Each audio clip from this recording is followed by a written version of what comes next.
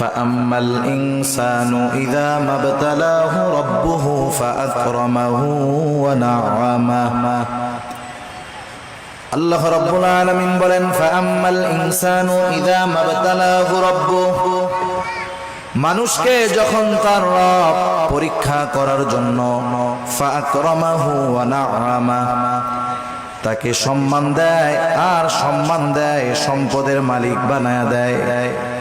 একটু খেয়াল করেন আল্লাহ তাআলা বলতেছেন মানুষকে পরীক্ষা করার জন্য যখন তার রব তাকে সম্মান দেয় সম্পদ দেয় তাকে নেয়ামত প্রদান করে সে নামাজ না পড়ুক রোজা না রাখুক সে মানুষের কাছে বলে বেড়ায় ফায়াকুলু রব্বি আকরামান আমার রব আমাকে সম্মানিত করেছে। আল্লাহ তাআলা বললেন আমি মানুষকে সম্মান সম্পদ নেয়ামত পরীক্ষা করার জন্য দেই আর মানুষ এটাকে পরীক্ষা না মনে করে সে বলে আমার রব আমাকে সম্মানিত করেছেন। প্রথমত একটা জিনিস আমাদের ক্ষেত্রে ক্লিয়ার হওয়ার প্রয়োজন আল্লাহ তাআলা শুধু অভাব কষ্ট দুরবস্থা দিয়ে মানুষের পরীক্ষা নেন বিষয়টা এমন নয়, বরং সম্পদ সম্মান দিয়েও আল্লাহ তাআলা পরীক্ষা নেয়। যদি এমনটা হতো সম্মান সম্পদ মানুষের আল্লাহ তাআলার ভালোবাসার মাপকাঠি, যে যাকে আল্লাহ রাব্বুল আলামিন বেশি ভালোবাসেন তাকে মনে হয় আল্লাহ তাআলা বেশি সম্পদ দেন, বিষয়টা যদি এমন হতো বলেন তো দুনিয়ার মধ্যে আল্লাহ তাআলার সর্বাধিক প্রিয় বান্দাদের তালিকায় কারুনের নামটা হয়ে যাইত। কারণ তো পৃথিবীর অন্যতম বড় এক ধনী ছিল। বলেন তো আপনারা সহজেই জবাব দিতে পারবেন কারুনকে আল্লাহ তাআলা ভালোবাসে নাকি? একটু জোরে বলেন না, বাসে? কারুনকে আল্লাহ তাআলা ভালোবাসে না, বরং কারুন নামটা মানুষের কাছে এত ঘৃণিত এত অপছন্দের।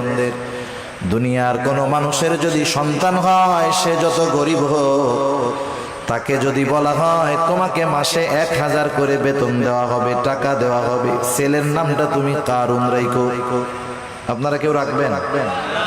আপনি বলবেন আরে দিন মজুর দিয়া খাইতা ঠিক কারুন আমার পোলার নাম মইরা গেলে রাখবো।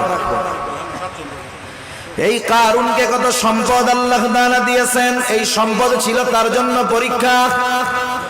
সম্পদের মালিক কারুন যখন হযরত মূসা আলাইহিস সালাম কারুনকে বলল কারুন তুমি তোমার সম্পদের যাকাত দাও, কারুন যাকাত দিতে অস্বীকৃতি জ্ঞাপন করলো। শুধু তাই না, সে মূসা আলাইহিস সালামকে অপমান অপদস্থ করার জন্য অপবাদ দেওয়ার জন্য একজন খারাপ মহিলাকে সে ভাড়া করলো, শিখায় দিল তুমি মানুষের সামনে বলবা মূসা আলাইহিস সালাম আমার সাথে জিনা করেছে অপকর্মে লিপ্ত হয়েছে। এইবার যখন কারুন এই ষড়যন্ত্র চক্রান্ত করলো আল্লাহ তাআলা বরদাস্ত করলেন না। এই কারুন যখন সম্পদের মালিক হয় তখন কারুনের বন্ধুরা আল্লাহ তাআলার কাছে বলতো আল্লাহ আপনি মনে হয় কারুনকেই শুধু ভালোবাসেন আমাদেরকে ভালোবাসেন না।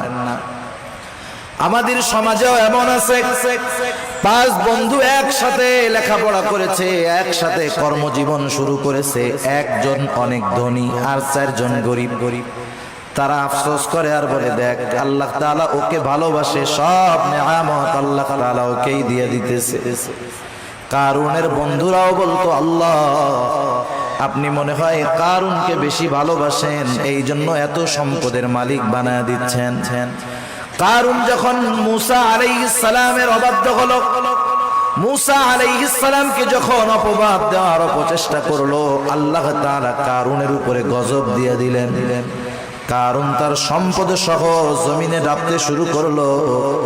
তাফসীরের মধ্যে আসছে এখনো কারুন তার সম্পদ সহ জমিনের মধ্যে ডাবতেছে, কিয়ামত পর্যন্ত ডাবতে থাকবে। যখন কারুনের বন্ধুরা কারুনের এই দুরবস্থা দেখলো এইবার ওই গরিব বন্ধুরা বলে আল্লাহ আপনি কারুনকে সম্পদ দিয়েছেন ঠিক, কিন্তু বাস্তবে আপনি আমাদেরকে বেশি ভালোবাসেন। সম্পদ দেখে আমরা মনে করি আল্লাহ তাআলা মনে হয় তারে ভালোবাসে এই জন্য দিচ্ছে, বিষয়টা এমন নয়। কারুন সম্পদ পেয়েছে ঠিক, আল্লাহ তাআলার ভালোবাসা পায় নাই। আবার দুনিয়াতে অনেক মানুষ আছে সামাজিক অবস্থানের দিক দিয়ে তার সম্মান অনেক কম।